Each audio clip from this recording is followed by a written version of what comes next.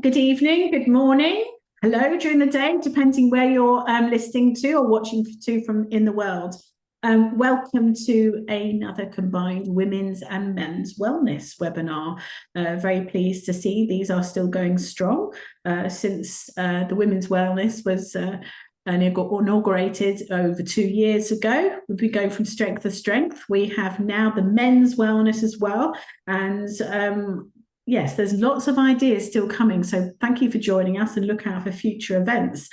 Talking about future events, just before we hand over today to our hosts, I'm going to ask Gerardo to say a little bit about the men's wellness, the coffee chats and the webinars, which are happening later this month, I think, Gerardo. Thank you, Liz. Yes, we have announced just today, I think, our next coffee chat. It will be the first one. So for the men that they are in the room and they want to participate, it is a safe space just to share our feelings. We are going to talk about some topics that they came up during our first webinar. It is not recorded, it is not live streamed, so it is only for us to have this open floor to chat about our stuff. That, well, sometimes it is difficult to find a place like that. And the next one, it will be once again a combined webinar with Liz and all of the women's wellness, because it is really important for all of us that we try to be athletes, or the ones that they are. I'm just trying to be one, about injuries and recovery and other stuff. So we have still a couple of things to do around 2025. And well, thank you, and handing you back, Liz. Thank you very much. If you want to see further details of what's going on, please log on to WTGF site or just on Facebook or on our social medias, and you'll find all the details there. Okay, so today I'm just an incy bit jealous because these lovely people who are coming to share their stories with us are in Holland, and it's one of my favourite places in the world to be. We have Esther and Niels joining us today. Hello. Thank you very much. Hello. Hi. And Esther had a liver transplant. And at the time she had her liver transplant, she had 2 very young children. And obviously she wanted to, tell her children what was happening. But there was, as usual, very, very little resources to explain to young children about all the ins and outs of transplantation, whether it be physical or mental. So Esther has written a book which has been put into multiple languages. It's exceptionally successful, very easy to read and access. And also there's a memory game she's done as well. I don't need to go any further because the lovely Esther and Niels are going to share their screen and the presentation. And there'll be plenty of time for questions afterwards. But as I said, please do write anything in the chat box if you like. We've got people monitoring what's going on, so hopefully there won't be anything left. So Esther and Niels, thank you very much, and over to you. All right. Hi, everyone. So great to be here and that you joined us this evening. Like Liz said, my name is Esther Scheide. This is my husband, Niels. And I'm going to share my screen for my presentation. So, all right. Telling the story, parenting, transplant, and talking to children.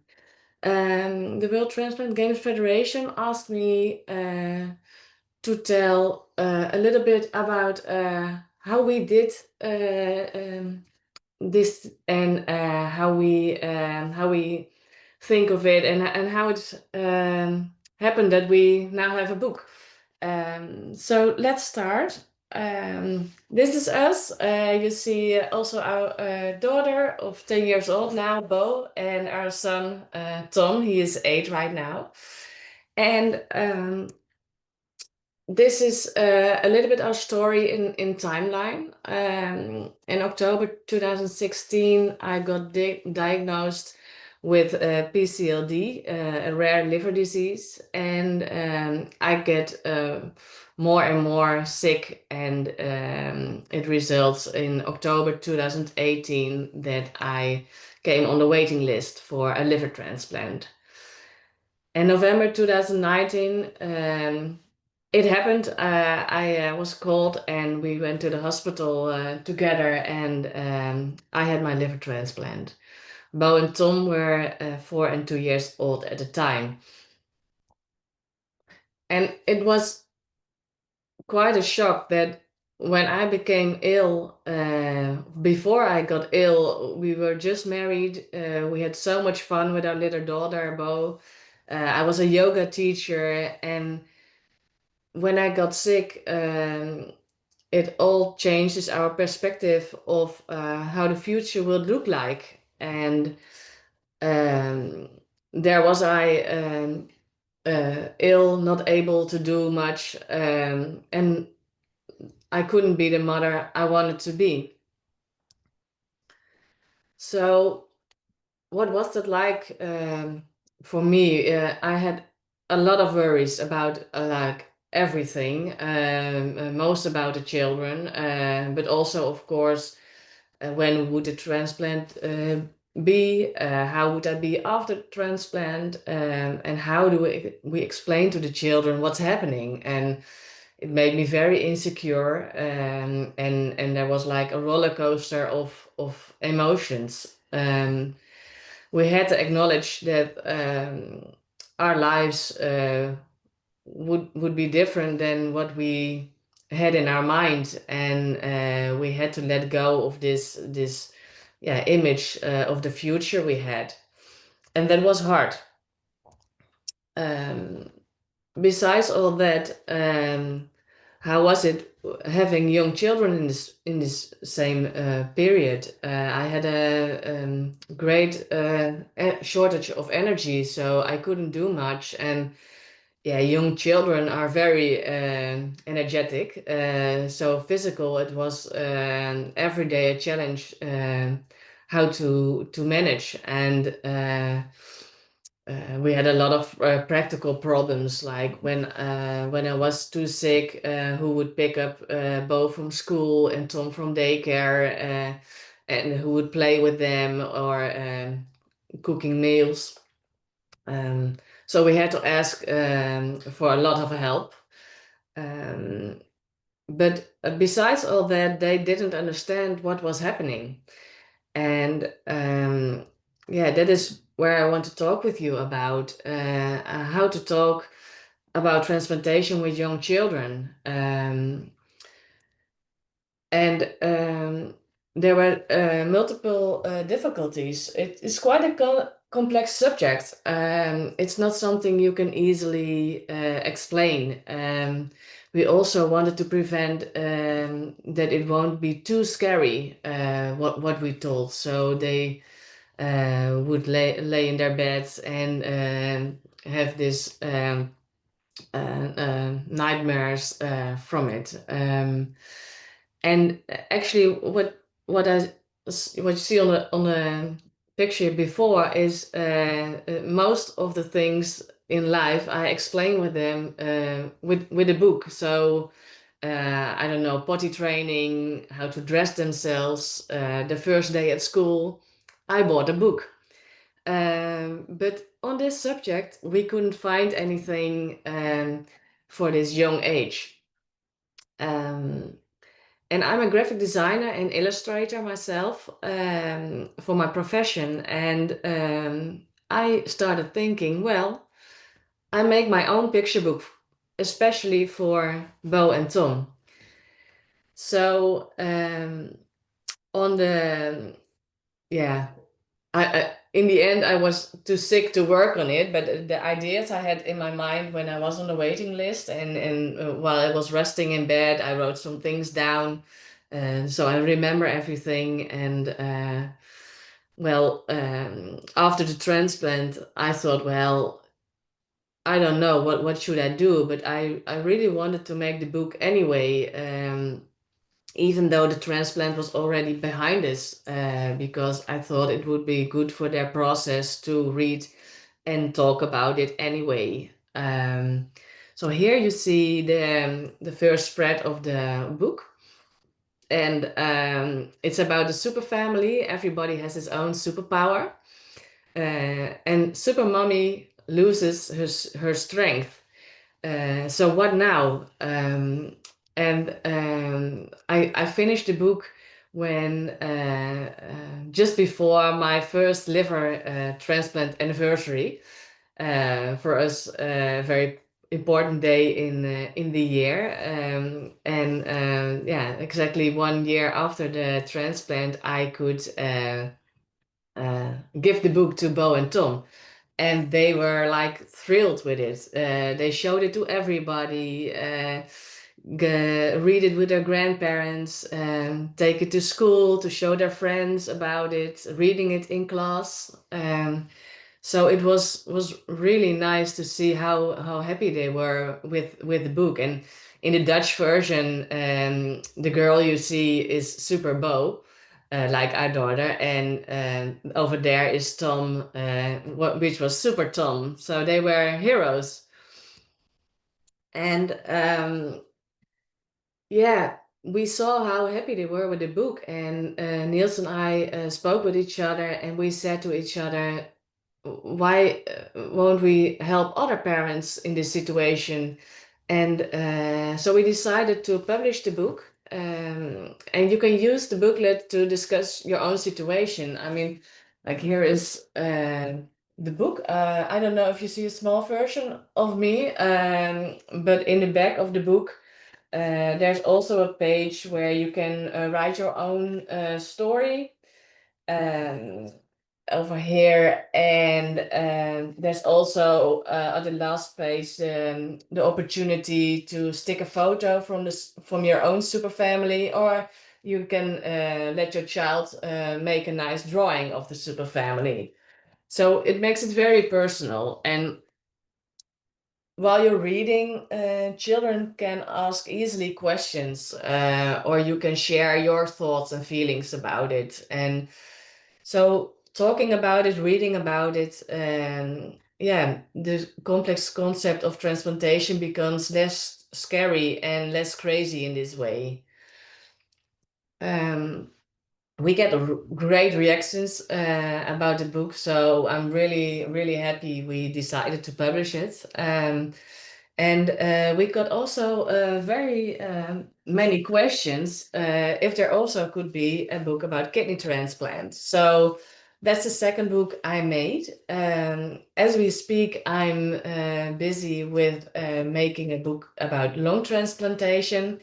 And of course, there also will come a book about heart transplantation as well. The book about kidney transplantation and liver transplantation are now in 5 languages available. People get them from the hospital or transplant center, or you can buy it online.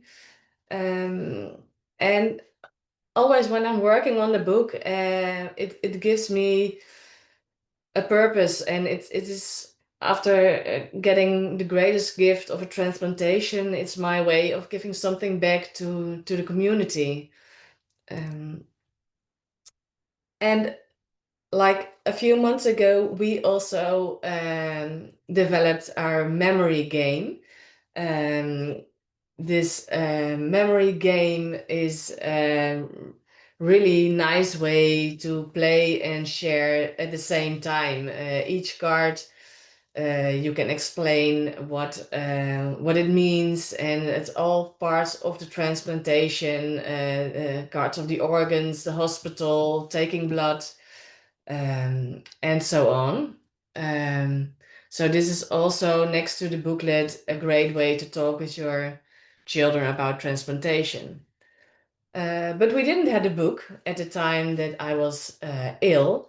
So I really want to give you some tips about how we how we handled this difficult situation.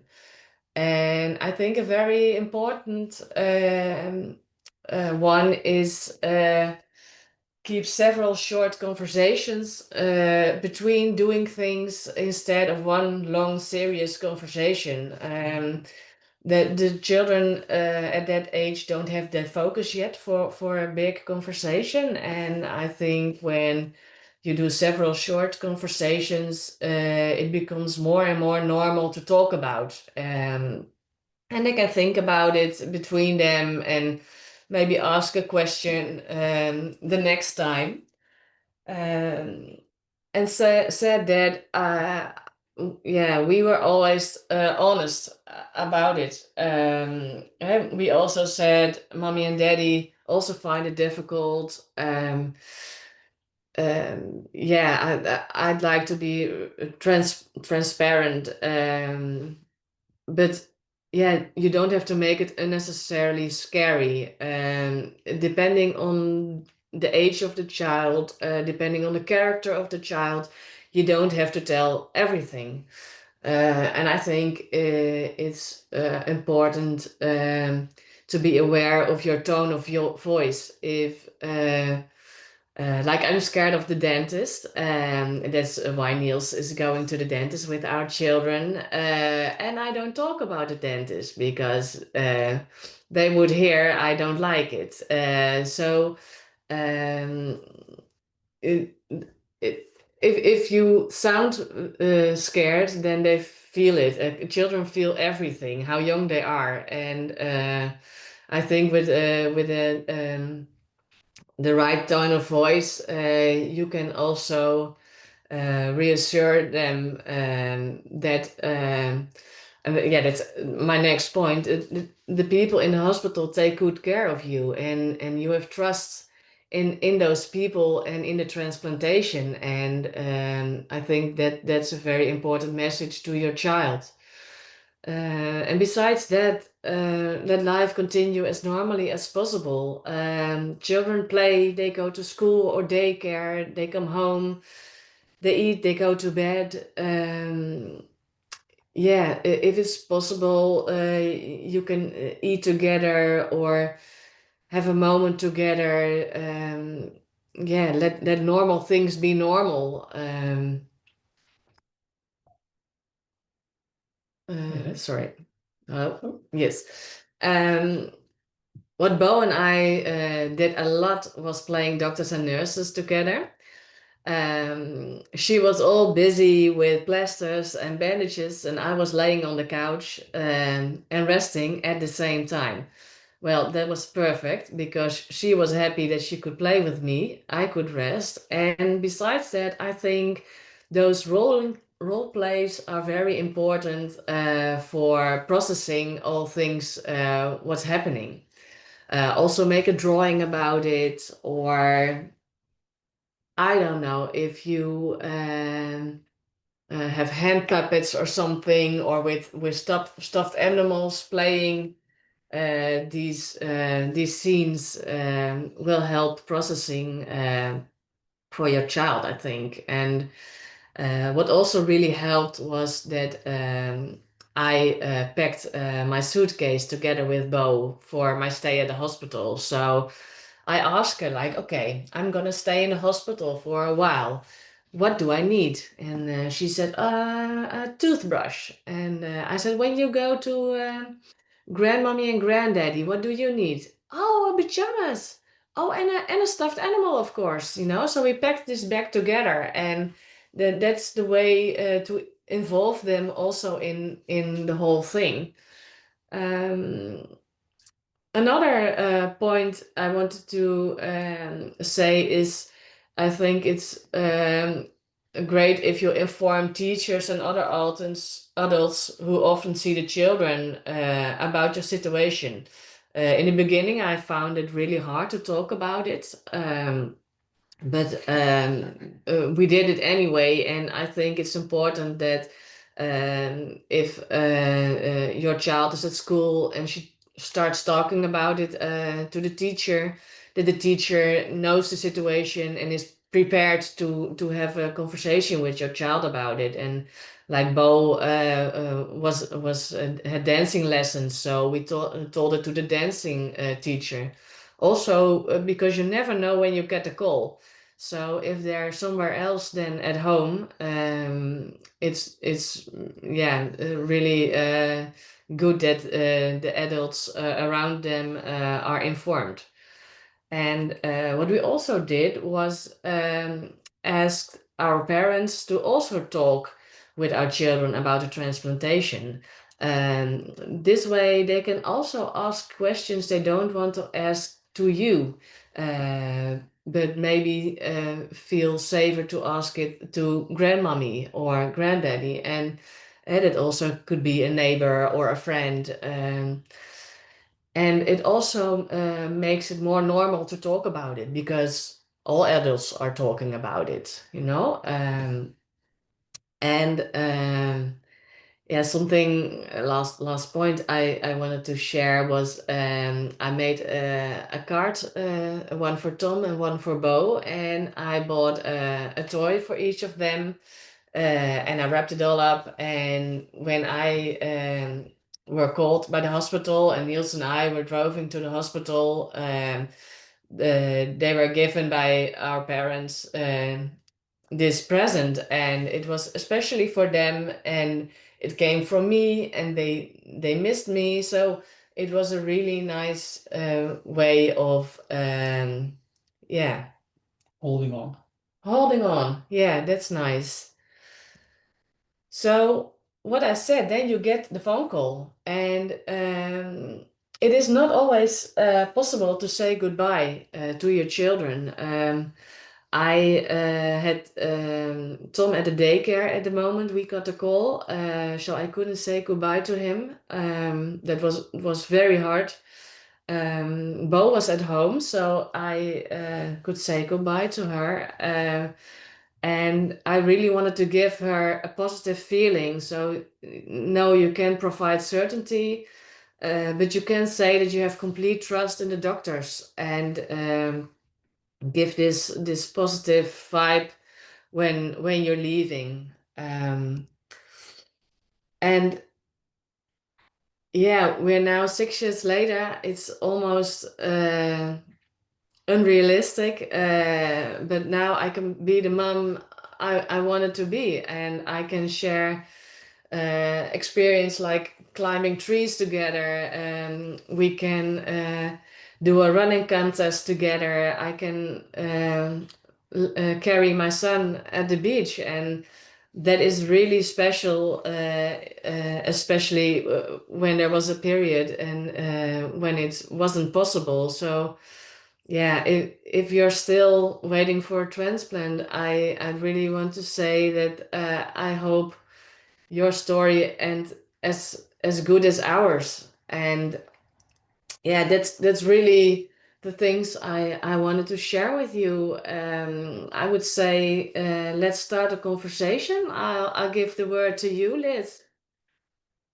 Wow, thank you very much. Wow, that's amazing. It's just, I've had a transplant a fairly long time, and I never cease to be amazed by people's stories, their resilience, their ideas. And thank you, both of you, Esther and Niels. That was just an amazing presentation, very moving. And as a mum myself, I wish there had been, well, I wasn't a mum when I had my transplant, but I wish perhaps there had been something that I could show to my children when they were young, so to describe to them what mummy had been through. So thank you very much. I see this as an exceptionally important tool, and I really do hope that by this time next year, that book is in as 10 times the amount of languages, because it is so important. We have over 55. Yeah, I wanted to interrupt you shortly about that, because I do everything myself and we publish it ourselves. I can easily make another translation. So if there is somebody who says, I really want to have it in Swedish, or no matter what language, we can see if we can make it happen. So I would really like to hear if people, they can also email me about it later. If they want another language. Yeah, please. I mean, there was I don't know if everyone saw, but WTGF had put up the link to your to your website, www.supersprookje. Yeah, lovely. Sorry about Yeah, that. and if you put /English behind it, then you go directly to the English page. Lovely. Thank you very Yeah. much. Lots of questions there. I'm sure, I'm just checking the chat to see what questions are. Yes, absolutely. An amazing woman, an amazing family. And Thank you. definitely with the both of those. And we all know that when you go through something yourself, it's scary enough, but it's very scary for people around you. And of course, you know, kids, no matter actually how old they are, find it quite difficult to understand what's going on. Yeah. And I think from that, you know, kids are very open and inquisitive. So I've got a question for you both. What did yours actually ask? Is there anything they asked which was, you know, completely threw you? Or did you have the answers for everything? How did they react to everything? I think a big question was, when are you going to the hospital? Yeah. And that's the question you don't have an answer to. Yeah, exactly. And when are you coming back? Yeah. I think sometimes kids can perfectly handle something is going to happen as long as you give them some guidance. And that's the key, of course, here. Which guidance can you give and which guidance can't you give? So for the days, it was quite hard because we didn't know. Obviously, she was on the waiting list, but we just waiting for this call. And at some point, you know, you're pretty high in ranking, so you can get the call any day. But Yes. that still for a kid is pretty artificial, even for us. It's very unclear. And then, as a coincidence, which wasn't really helping, we came closer to the birthday of our daughter as well. So she was also looking at like it. So, are you going to be here on my birthday or not? So she just was looking for dates, and we never got into that. We agreed upon together we should never mention a date, so maybe now it's soon or something. We just left it open because it was open. So we decided to never lie, but also never tell everything, because if you don't tell everything, you're not lying, you're just not just saying everything. And I think that's the thin line you keep balancing all the time. Absolutely. And that leads me to our next thing, you know, that your children are now, you said 10 and 8, is that correct? Yes. So obviously their questions don't stop just because we've had the book. So they're getting older, they're asking about things. Do they ask about the donor? Do they ask about what's going to happen? Do they see it as a fait accompli? I mean, what sorts of things do they generally come day to day, or is it just they accept it how it is and that's it? It goes in stages, I guess. I think when they grow a little bit older, more questions pop up. Sometimes there is months of no questions, and then all of a sudden there's a question. And I think the biggest elephant in the room is: are you going to tell them this is about somebody who died? Yeah. We decided to not tell it when they were 4 and 2, because death by that age is something new anyway. And I think it's only recently, or maybe a couple of years, that we sort of explained it. And the funny thing is, our daughter was like, huh? But why wouldn't you use it if somebody passed away? So for her, it wasn't a scary thing. It wasn't scary. It was logic for her. And we were amazed because all of these years we were like, how are we gonna corner this one? And now she was like, of course, that's some useful to do it. And that's so nice about kids. They keep surprising you, but also from their perspective, they start with this process of passing away, maybe from a different angle, because it helped mommy so much.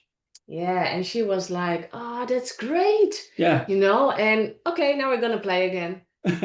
And I was preparing a whole speech and everything, you know, like, oh, I'm gonna tell her how it's all working with organ donation and everything. And she was, okay, you know, bye. Yeah. I think you That's find that also funny. You never know how they will react on things now. No, and I think you're quite right to keep it very open. And Niels, as you said, you don't lie about things, but you pick what is relevant at the time, and then when things, things like medication. Why can't I have that? Why are you taking that? Why are you taking that? And why am I not allowed to? It depends on the child as well as the timing and the mood of the week, of the day. So we didn't schedule this out as well. We talked to our doctors in the hospitals, of course. But the whole point is why we wrote the book, because there weren't any leaflets or books telling you as a parent you get an organ donation and you are a parent. And a lot of books are about the kids having something. And this is a difficult way of explaining something to a kid. If you get the brochures from the brochures from kids getting a transplant, then you can talk what's going to happen to them. But now it's maybe even more scary as a kid because something is going on with mommy. And that's why we try to find it in the book in a playful way. But that was also a bit hard to explain to them and don't make them scared. I mean, I do believe actually. I mean, I will be looking. I'll be looking at your book definitely after this, and I think that book can be used for older children as well. We even sell it to all the children, and also to people who had a transplant maybe 8 years ago, or we sold it to a grandmother of 70, and she said, "I just want to have it so I can finally tell it to somebody." And that's what happened. Like you said yourself, yes, and the older children can read it themselves. Actually, Bo had a whole presentation at school about transplantation. So she talked all about transplantation, showed the book, of course. We had this big banner of Super Sprookje put up in the class.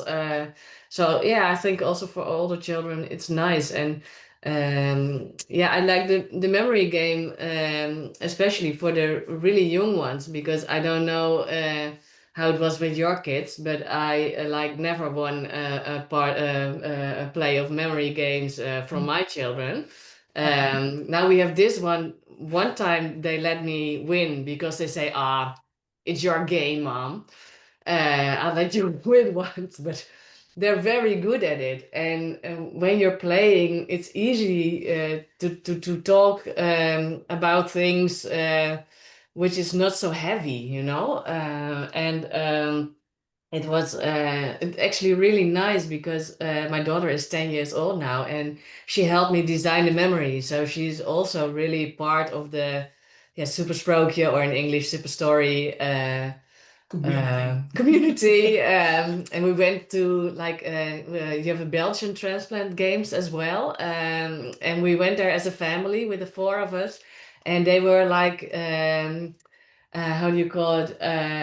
Very famous people there, because everybody knew the book, and they were like, "Oh, that's Super Tom and Super Bo," So it's part of their lives as well, and which is I think okay, it's really because nice. Yeah, it is their life. And with the memory game, for instance, on the cards, this is just a card for all the organs. You can treat it as a card for a really young kid. Or you can start explaining where the organs are, what they do, or you can build up to something. So you can start playing it easily and then slowly talk more if you like to. And if you don't like to, or it's the bad timing, then don't do it. It's just a game. Yeah. No, that's lovely. I'm just looking at the chat which is going on here. We've got lots of people sending their best wishes and congratulations. Yeah. Thank you. And like myself, just amazing. It is just amazing to hear that. I am a frequent shopper on Etsy, and I'm very pleased they put up the link. Yeah, we have an Etsy shop as well. Great. Yeah. Myself a book in English, and I'm going to be buying it in Dutch as well to help me improve my Dutch. Good. Great, yeah. As well, to see if actually I can beat my 20-year-old who was beating me when I was 2. So that would be good. There's a couple of people here who've asked for a translation into Slovenian, and Erica has said it would be a privilege for her to translate your books into Hungarian if there's interest. That's a great offer. That's a great offer. Thank you, Erica.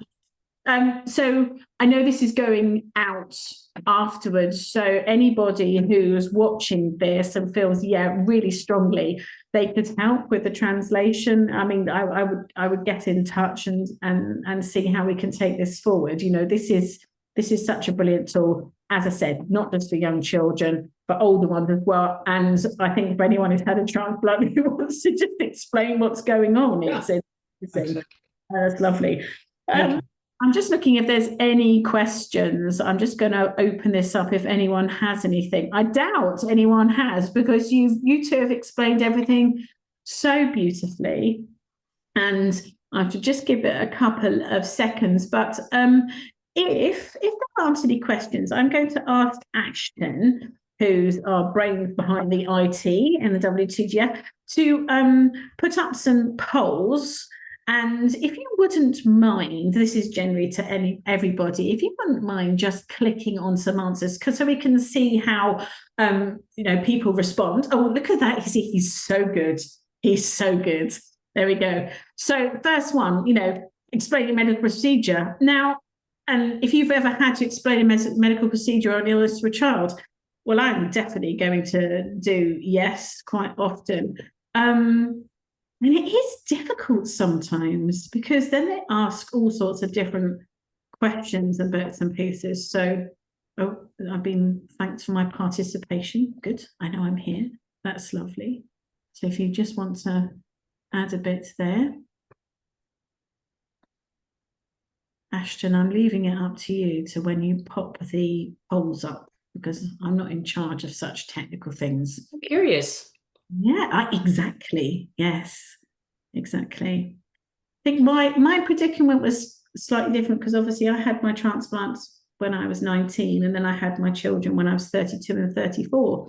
And they always knew that my mother had given me a kidney. So grandma was quite important in that respect. But there was never any awkwardness about transplantation or what had happened. Some scary moments, but then, as you said, you talk to them, and you talk to them why it's happening or what's got to be and everything. And their late stepfather was a heart transplantee as well, so they become interested in what there is there. And I loved the fact that Bo talked about the whole recycling issue, really. Children are brilliant. It's like, well, why wouldn't you help someone? That's what we're taught at school. It's obvious, isn't it? So that's great. That's lovely. Now, let's see where Ashton is with all of these. I'm looking. Could you pop up another question, Ashton, or generate answers from the last one? He's probably asking me to stop talking and asking. But here he goes. There we are. Right. Here we go. Another one. You can all read this, but are you attending as? So make your choice there. Fantastic. Okay. Put that one down as well.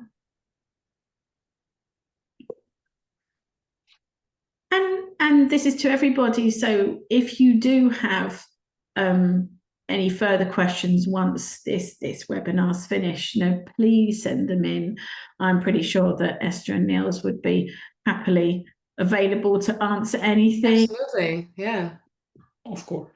It's lovely. And you said you had been to the Belgian Transplant Games. Are you going to be around for the Europeans in Arnhem next year? In Arnhem, yes, of course we are. Yeah. There we are. Then just down the road in Leuven for the World Games the year after in Belgium? Yeah, in Leuven. Yeah, really, really excited. It's 2 times really near to us, of course. So I'm very lucky that way. I started running actually after my transplant because when I was 3 months after the transplant, the whole COVID period started. And I wanted to exercise and rehabilitate. I thought, well, for running, I don't need anybody, and I'm in fresh air, so I'm not putting myself in danger to be around other people. And I really loved it. So I'm still running, and we have here in our village every year a big running contest. You also saw the picture of me and Tom. They do the child run, and I'm doing the 10 kilometers every year. So it is like magic. I can do that right now. It's I never thought it. Yeah, it would go that well after the transplant. That's amazing. Well, congratulations from a non-runner to you. That's my sport, but running is not one of them. And when I see you in Holland and Belgium, you'll see. Yes, I love sport, but not that. Thanks very much. Yeah, but it's really for everybody to look for something that works for them, you know. And for me, it's running, and for somebody else, it's yoga or a team sport or just hiking. But I really believe in the strength of exercise and keep moving. Yeah, especially before the transplant, actually, but also after to keep yourself healthy, body and mind. And of course, that's a great role model for the kids as well. You know, they see that mummy is going to do some sport, and mummy's trying her best, and you know, it can only lead on from there. I've just had before I get to that, the polls, Jenny has asked, thank you for this work. Do you know if there is a therapeutic story for children who are undergoing transplantation themselves? Sorry, I read it myself. Yeah. Please do, yeah. Well, I know there's the Russian book about a child who donated.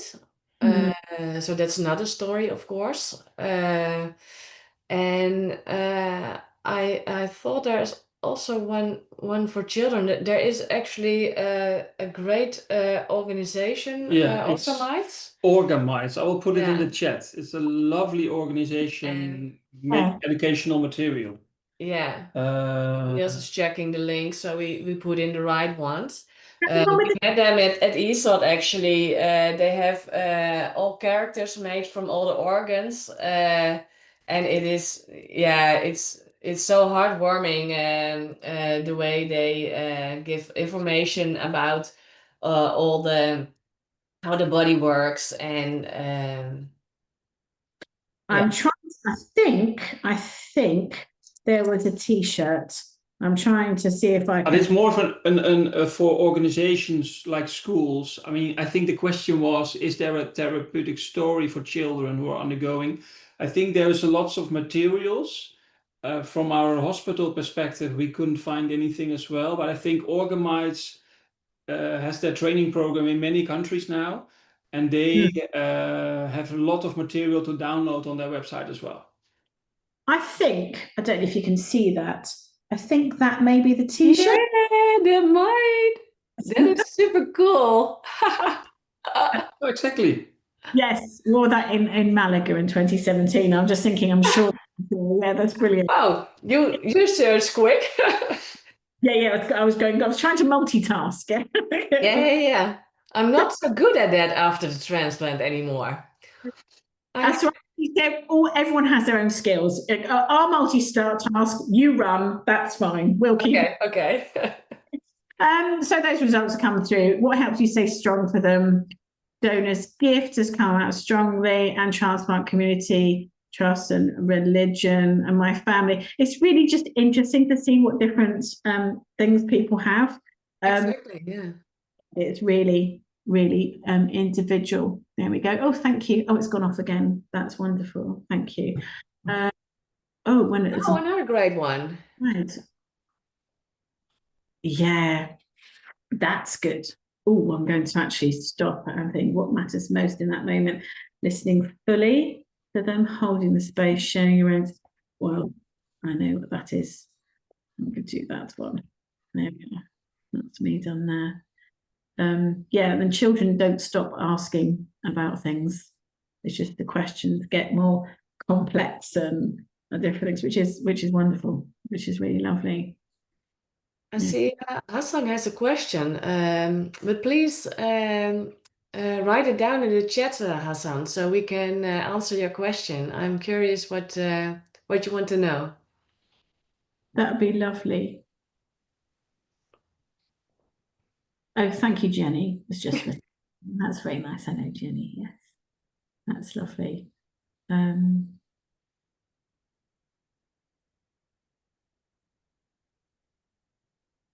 thank you so much for speaking so beautifully, both of you, in English. I know it's perhaps just your norm, but it really is wonderful to hear. It is very scary to talk in English for me, so I'm glad it went quite well. But yeah, sometimes you have to find the words, you know. But you do. Yeah, look, I'm no surprise about that one. What matters the most at the moment. Yeah, I think that it's actually listening fully and being there to almost combined, really. There is an aspect of your story when they sort of ask, I think if I don't know if you agree with this, but when they are scared, they want to have reassurance. And if you've got something from your story that can reassure them, that's great. But as Neil said, it's about choosing what you say as well. You don't have to put everything in there, straight away. It's there's plenty of time for everything. Still waiting for Hassan. Hassan, would you want to just write down what you've put down? That would be really good. So let's have a look. I think he's not here anymore. What? I scared him off. Sorry. Okay. I thought perhaps he's writing it down. He's going to send it in, which would be lovely. So Ashton, I think we've got the results. We got the results from most of the polls there. I think so. I have to look at and then not stop chatting. Oh, how much detail do you normally share with children about medical procedure? Yeah, well, I'm going for that. I don't mind sharing. I put it depends on the child's age for me. That's yeah. We were choosing between a lot and depending on the age. But I'm quite a fan of transparency. I also think from the other ones, the question we had about sorry, I that's also a problem after the transplantation. Then I loses my focus, and then I'm nowhere. What did I want to say? No. Sorry. You know what? That's okay. Don't worry. I'm menopausal, and that happens the whole time. So do not worry about that. That's okay. Now, Liz Schick is somewhere on a train, checking in. Usually, we have her lovely voice popping in, but today she's on a train. But she has popped in the chat, and I've seen you answer. I am no longer on the train. Lovely Liz. Hi, Liz. I'm here. Spoken. So, oh, look, there she is in full glory as well. Hello, Liz. How lovely to see you. Lovely. Yes, it would be brilliant to have that as a presentation in schools because it's concise, it's to the point, there isn't anything scary, it's fun, and you can yeah. I don't know if there's something that we can hopefully just sort of, push out to people. The more coverage this gets, hopefully that it can just push out some more. But has it taken off in the Netherlands in the school and the program has been taken off there? Sorry, we couldn't hear you quite well. It's okay. I was going to say, so this is a great, a great thing. And as Liz said, it would be a lovely to have that as a presentation in schools. Have you found in your home area or in the Netherlands, if there's something that people are taking hold of, linked in perhaps with the transplant games or anything like that? Is it happening in the schools? In the schools is a delicate topic, I guess. Also, some of them about the scary part, to say so. I think the school from our daughter just fully embraced it when she, at the age of 8, she had to give a presentation, and her friend chose, I'm going to talk about a rabbit, and the other one is going to talk about F1 cars, and my daughter came in saying, I'm going to talk about transplantation. So there were some parents at school who were quite surprised what happened that day, but I think everyone was quite positive. So I think if we had a little bit more time, I would love to develop something even. This is something we do next to our day jobs. We do everything ourselves. So I think it would be great to push for something like that. I think we have a strong base for it. Most definitely. And I think it's quite interesting you said about some parents were like, oh, someone's going to talk about that. But yeah, this is something that is real life and does happen. There are certain things in life that happen you can't avoid. Taxes and death, and organ transplantation, being saved from death is one of them. And yeah, it's always one of these topics perhaps that you don't think it's going to happen to you until it does. no, and to be honest, if we weren't in this situation and the transplant world would be still something new to us, I wouldn't know how I would respond on a school when my daughter comes home saying a friend talked about transplantation. So I can totally understand for some people it's something you don't expect, but once it landed into people's mind, nobody really has an issue with it. But it's just not something that's on top of the mind of people. No, absolutely. Gladfully. Peter has said that it's hard for him to write because he's on his mobile. And can he ask something directly? Yeah. Can Peter, if you want to just unmute yourself, then that's fine. Yeah. Oh, let's get you up. We hear you. Yeah. Could you just, Peter, please? One answer you, let me say, one question you already answered me about those schools, and one other thing is, I also have combined transplantation about kidney and pancreas, but I was wondering, did you have, and I have a kid, of course, any negative reaction from your children? What did you do then? How you react or something like that? From our own kids, you mean? Yes, from your own kids, yes. No, I think for them it's basically a kid repeats what you feed them, right? I mean, it's them listening to you and you are the person they hold on to. So negatively, nothing about the process. Of course, for them it was hard as well. They got frustrated when mom couldn't play with them every day when they wanted. I mean, Esther was a lot of the time in bed or just was exhausted all the time. And then they, went playing to friends, and they had a mommy who went with them to the zoo and whatever things people do. And at some point, they somehow get frustrated. But then also because they are kids, they sort of accept, okay, but not in our home for now. That's how it works at our home. So, I mean, I think the process they seem to understand, and sometimes they were crying, maybe even for what's going on.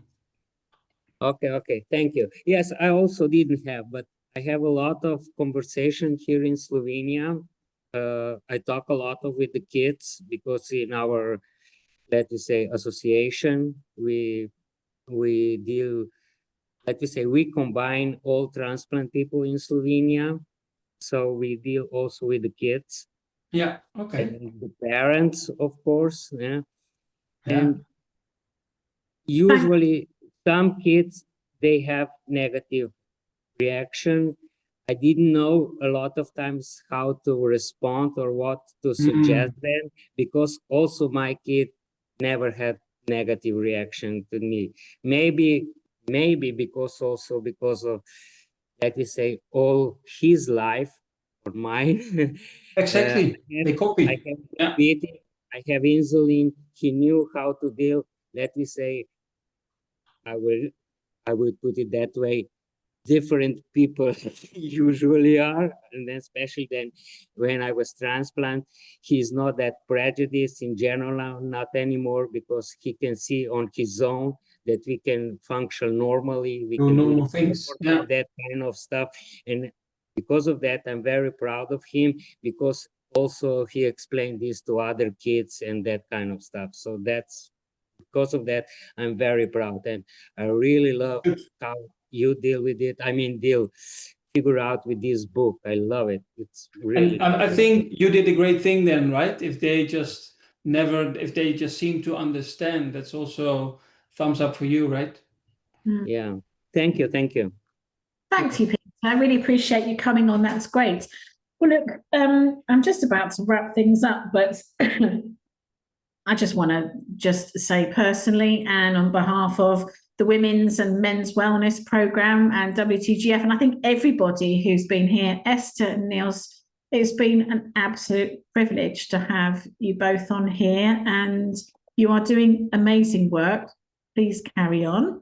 Thanks for having us. That's my pleasure. I'm very much looking forward to meeting you in both Arnhem and Belgium. And all I'll say is that, Esther, I want you to show you where the best shop for stroopwafel is, okay?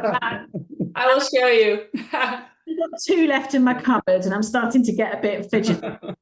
Be good. Right. But unless anyone's got anything else, can I just say thank you very much. Please keep an eye on the WTGF site for everything that's going on.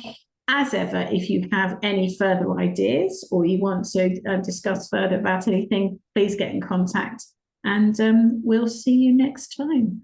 Thank you very much. Thank you so much for having us. Thank you all for paying. Thank you all. Bye-bye. Take care. Bye-bye.